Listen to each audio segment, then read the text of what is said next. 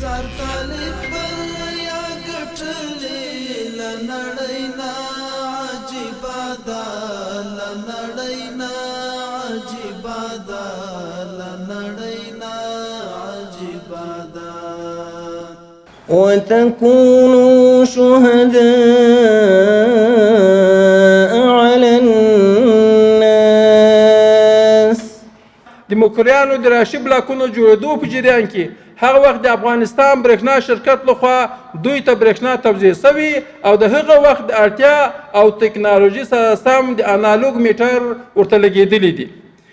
چې دا په شاوخوا 3000 کیلوواټه پر ساعت مصرف لري.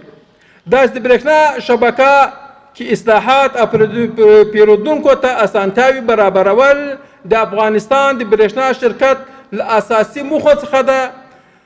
نو د مکروریانو د شبکې د اصلاح یو له مهمو او اساسو کړنو څخه په شمار راځي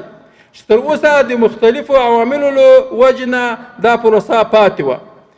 دغه د اسلامي امارات د مخلصو ملګرو او مخلصو انجینر صاحبانو او مجاهدینو یوه غټه لاسته راوړنه ده چې د 80% ضایعاتو د مخنیوي لپاره دغه نوې ټکنالوژي تاسې ته راوړه او دغه ساحې ته د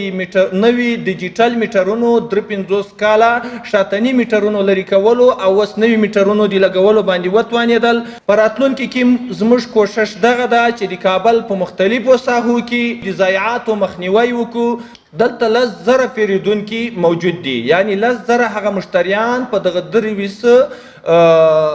میگاواټه برېښنا خریداران دي زموږ نه چې هغه 10,000 کې تقریبا 800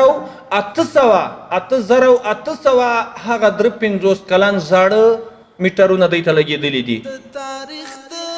پاڼو منځ کې لیک په زرو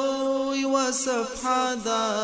لیک په زرو یوه صفحه ده لیک په زرو یوه صفحه ده زار طالب بریا ګټلې لنړینا